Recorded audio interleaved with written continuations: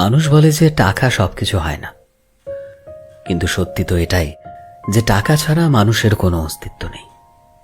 হাসপাতালের অসুস্থ মানুষটা জীবনে বাঁচা মরার সাথে লড়াই করে চলেছে, কিন্তু ডাক্তারের প্রথম কথা হলো আগে টাকা জমা করো, তারপর চিকিৎসা হবে।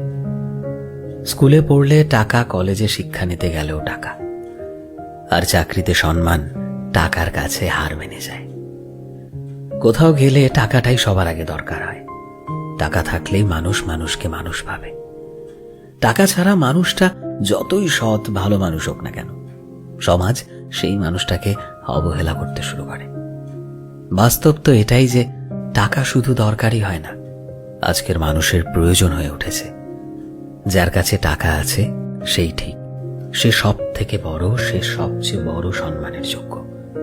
আর যার কাছে টাকা নেই, তার সত্যিগুলোকেও সহজে মিথ্যে বানিয়ে দেওয়া যায়।